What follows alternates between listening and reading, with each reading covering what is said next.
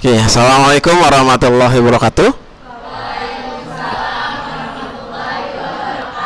Oke, selamat pagi semuanya.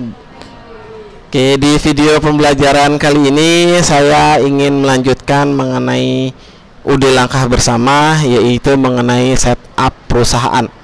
Gitu ya, di setup perusahaan di transaksi. Ya, kemarin sudah kita bahas di setup perusahaannya dan ada beberapa langkah yang masih salah, bisa kalian perbaiki, dan sudah ada perbaikan-perbaikan juga yang sudah saya lakukan, ya bisa kalian ketik di kolom komentar gitu ya. Selanjutnya kita akan buka langkah kedua, yaitu mengenai langkah transaksinya. Oke, pertama-tama silahkan dibuka Accurate-nya terlebih dahulu ya, tunggu beberapa saat. Oke, masih proses loading. Oke, cara membuka data yang sudah ada, silakan klik buka data perusahaan. Oke, ambil klik titik 3 kemarin ada di UD langkah bersama. Kita lihat UD langkah bersama di file GDB-nya.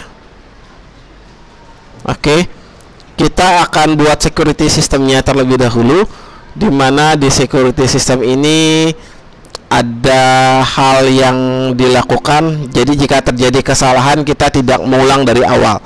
Oke, caranya klik kanan, copy, paste di tempat yang sama, kita rename terakhirnya, ada bacaan copy ya, kita hapus kopinya menjadi transaksi. Oke, sorry, saya hapus huruf besar saja biar terbaca.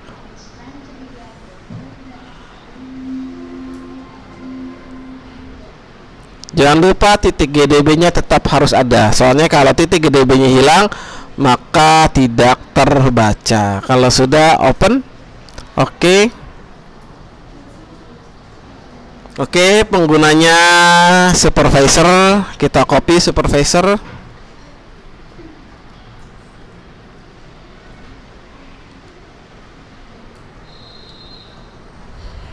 Oke, sambil menunggu pekerjaannya, kita lihat dulu soalnya ya. Di soal yang part 1 ini ya, masih bentuknya belum ada perubahan gitu ya, masih mengikuti USK tahun 2023 melalui LSP SMK Negeri 14 Jakarta. Oke, di setupnya sudah selesai, kita masuk ke transaksinya.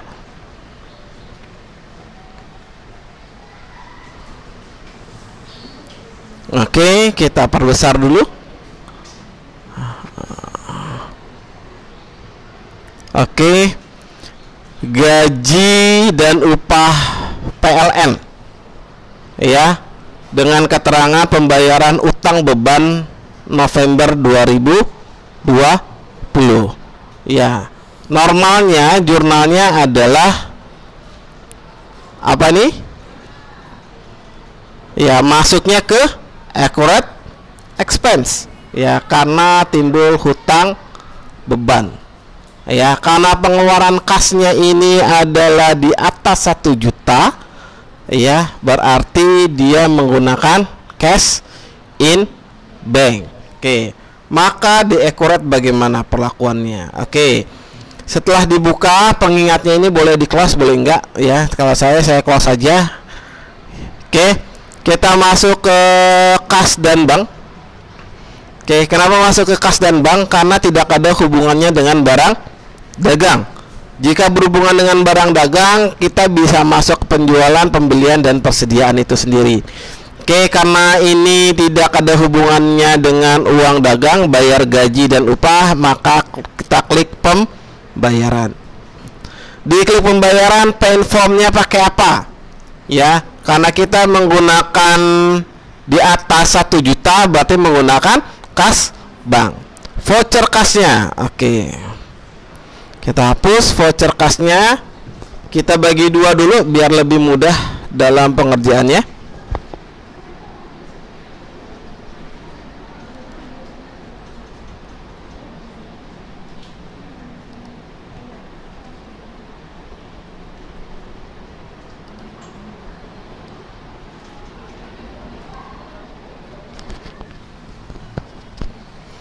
Oke, nomornya CP itu nomor cek BKK 001, tanggal CP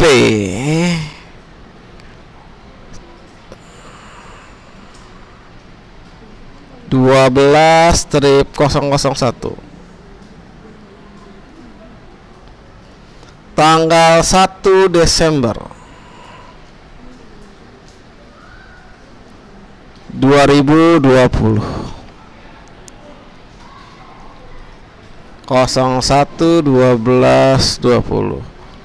Memonya adalah pembayaran utang beban November.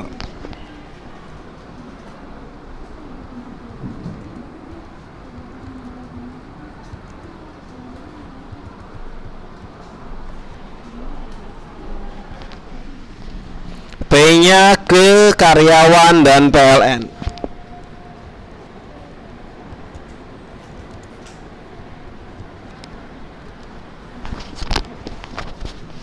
Oke, sebelum kita klik gambar kalkulatornya, kita isi dulu akunnya yang kita mau.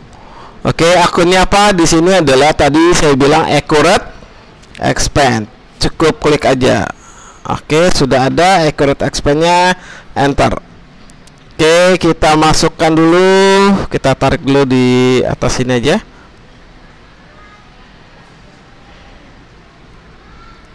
Oke, kita tap. Kita tap. Memonya adalah sebesar 6.250. 6.250. Tuh 23.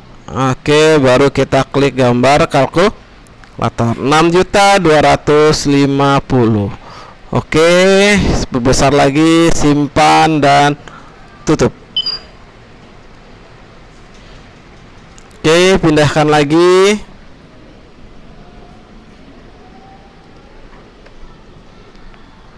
Transaksi kedua, penerimaan kas akibat dari pelunasan piutang dagang atas penjualan kredit tanggal 3 November pada toko Dian Makmur. Oke, ada hubungannya dengan barang dagang? Ada. Berarti ini terjadi akibat adanya penjualan kredit. Maka kita masuk ke penjualan, lalu kita masuk ke penerimaan penjualan. Oke, customernya adalah toko Dian Makmur. Oke, nomor buktinya kita lihat lagi. BKM 001.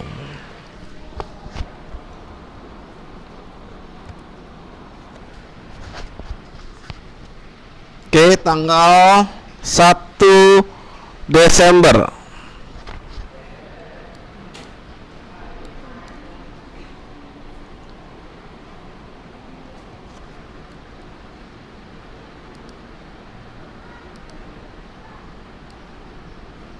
BM 014.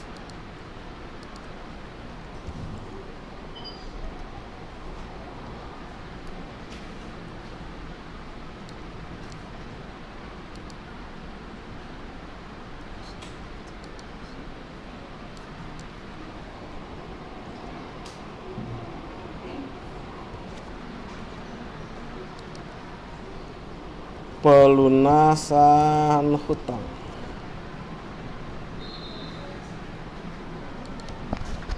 Oke, di checklist ya. Kalau di checklist berarti kita bayar. Ya, berapa yang kita bayar? Yang kita bayar adalah secara otomatis terisi, yaitu adalah 187 juta sesuai dengan hutangnya. Nah, sini kita lihat hutangnya berapa? Ya, 187 juta. Berarti dibayar tunai atau impas. Tapi kalau kita bayarnya nggak sesuai, di bawah, ya payment amount-nya kita ganti. Berapa yang dibayar? Gitu ya. Oke, ini klik 2 kali. Saya close lagi. Berapa nih yang dibayarnya? Misalnya dibayarnya hanya 7 juta, ya kita ganti 7 juta gitu ya. Misalnya di sini dibayarnya baru 7 juta, ya kita ganti 7 juta gitu ya. Tapi kalau dibayarnya sesuai dengan hutangnya, maka dia secara otomatis terhutang. Owing ini adalah sisa hutang. Jika kita payment amount-nya bayarnya 7 juta, berarti hutangnya tersisa 180 juta. Sudah terdetek seperti ini. Total hutangnya berapa? 187 juta. Oke. Nah, sebelum kita klik gambar kalkulator di sini, oke, kita perbaiki dulu ya. Kita checklist lagi karena di dokumen transaksinya dibayar lunas, maka payment amount-nya kita sempurnakan lagi. Kalau sudah, baru gambar klik kalkulator, selesai ya. Pastikan dulu yang pertama adalah tanggal. Nah, ini biasanya tanggal yang sering salah ya. Tanggal cek dengan tanggal dokumen transaksi boleh tidak sama ya. Sekali lagi ya, tanggal cek dengan tanggal dokumen boleh tidak sama ya. Dan biasanya di perusahaan-perusahaan ini ya, ada yang namanya cek mundur. Berarti kalau cek mundur, tanggal ceknya itu jauh lebih besar daripada tanggal dokumennya. Misalnya di sini dokumennya tanggal 1, tanggal ceknya bisa jadi tanggal 15 Desember. Gitu ya. Kebetulan tanggalnya sama. Kalau sudah, simpan dan tutup. Oke, masuk transaksi ke 3.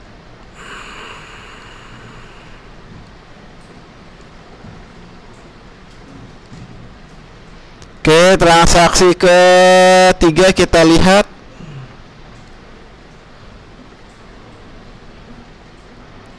Oke, voucher kas kecil. Oke, voucher kas kecil, pembelian perlengkapan toko. Oke, karena pengisian kas kecilnya ini adalah menggunakan impress font ya, berarti perlu di jurnal atau tidak? Oh ya, jawabannya betul. Tidak perlu di jurnal. Di jurnalnya kapan? Nanti pada saat pengisian kembali dana kas kecil. Oke, berarti ini kita lewatkan saja terlebih dahulu. Oke, masuk ke toko Dian Makmur. Udah langkah bersama. Ini kita jual ya, sebesar 5 Tomkins dan 5 Diadora. Ya, satuannya adalah kodi di sini. Oke, kita jual ke toko Dian Makmur. Maka penjualan, faktur penjualan. Oke, invoice-nya FPJK ya, dengan tanggal invoice-nya 001, tanggalnya 5 Desember. 001, tanggalnya 05/12/20. Ship date-nya, barang dikirimnya sama.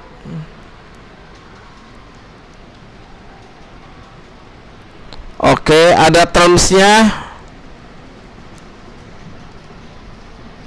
Oh, N/30 terms-nya.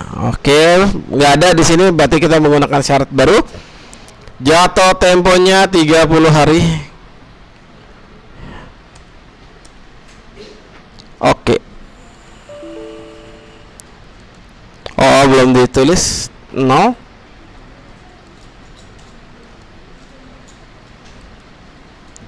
Oke, N/30 kirimnya pakai JNE misalnya seperti itu. Oke, item barangnya yang pertama Tomkins. Kolom pelanggan, oh belum terisi kolom pelanggannya. Dian Makmur.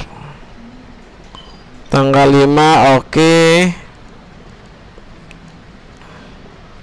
Tomkins.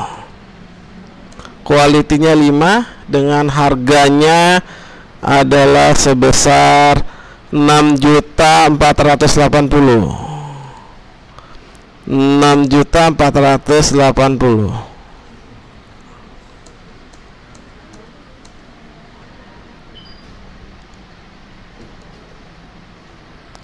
Diadora 5 dengan harga 6.075.000.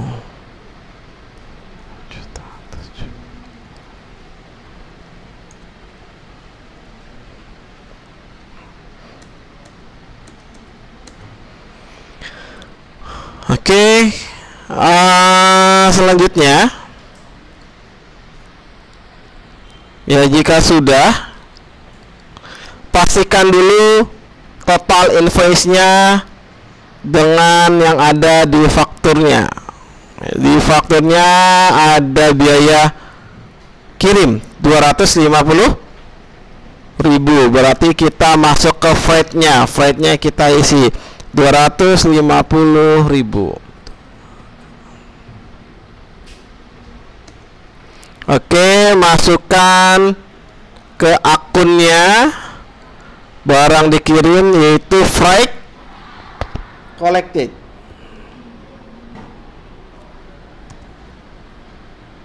Isi description-nya penjualan kredit.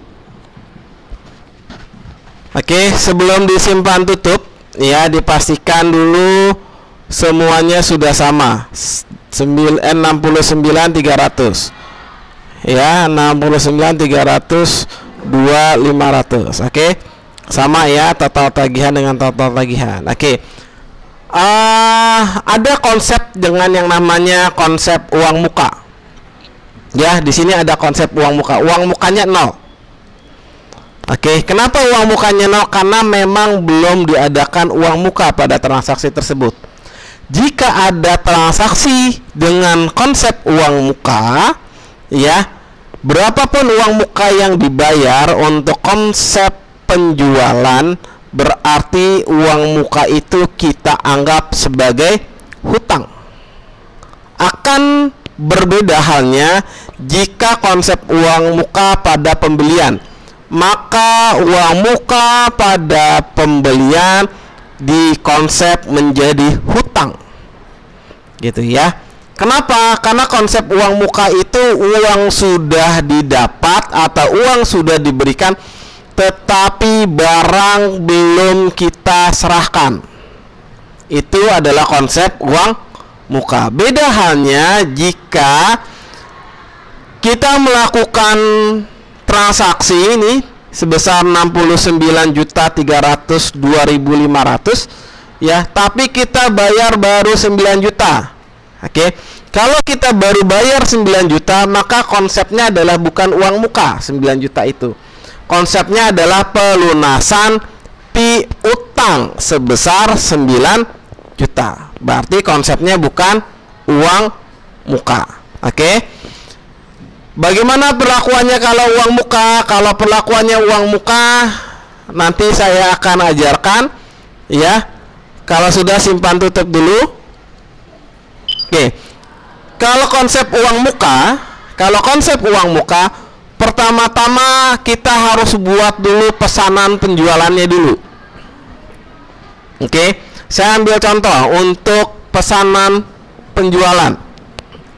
Oke, tidak ada di soal, tapi saya anggap sini sebagai contohnya. Misalnya kita ada penjualan, ya, yang beli adalah toko Citra Sus di sini, ya. Saya anggap tanggalnya sama, tanggal 22, ya. Sistemnya saya ganti.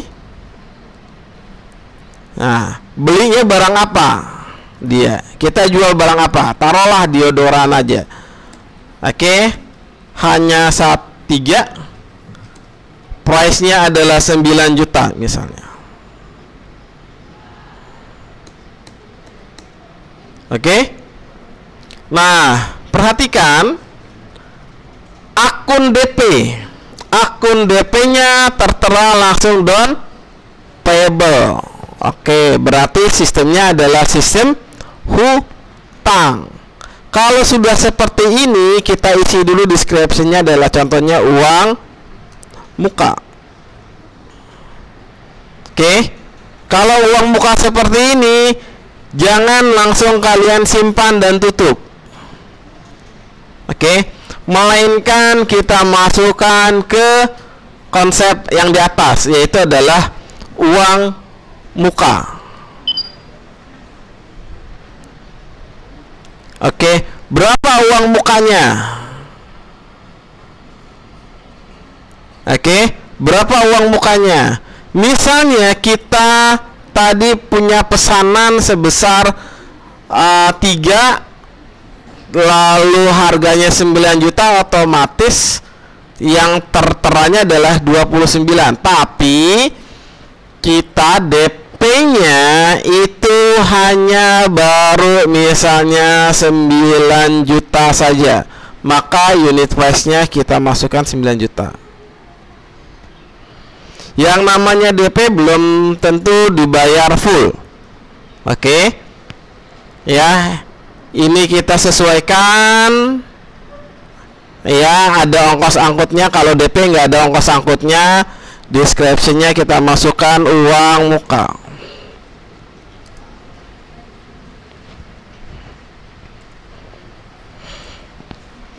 Oke, jika sudah, ya, konsep uang muka sudah selesai belum? Yang namanya uang muka otomatis ada uang yang dikeluarkan atau ada uang yang diterima. Jika ada penjualan dengan uang muka, berarti kita terima uang DP. Kalau pembelian dengan menggunakan uang muka, berarti kita ngeluarin uang DP. Itu ya. Jadi kalau kita jual kita terima uang DP, kalau kita beli kita ngeluarin uang DP. Berarti ada konsep cash di situ. Berarti silakan klik bayar. Pada saat bayar, oke, kita checklist yang 9 jutanya. Oke, kalau sudah, pastikan dulu tanggal dan lain sebagainya, memonya tulis uang muka. Oke, jika sudah, langsung simpan dan tutup. Oke, nanti akan kita hapus walaupun tidak ada di sini, simpan tutup, lalu simpan dan tutup. Oke, untuk transaksinya, jika pesanan itu ada, ya kita bayar. Misalnya mau dibayar oleh pelanggannya, klik pelanggannya siapa, ya, klik pemilihan, pilih pesanan, ambil kita pesanannya. Jadi kita nggak perlu ngeklik lagi. Ya, kalau kita ngeklik lagi berarti konsep uang mukanya nggak masuk. Di sini begitu kita klik OK, maka kedetek dan ada uang mukanya sebesar 9 juta. Oke, di sini ya 9 juta tuh. unit price-nya 27, kita sudah setor uang muka sebesar 9 juta. Kalau sudah barang sudah dikirim ya segala macam tapi belum dilunasi, ya sudah nggak apa-apa, berarti kita masuk simpan dan tutup. Oke, itu adalah konsep uang muka. Berarti yang tadinya payable-nya ada walaupun uangnya diterima, itu konsepnya adalah hutang. Begitu barang diserahkan, maka down payable-nya itu berkurang karena uang down payable-nya itu sudah menjadi hak bagi si perusahaan. Oke.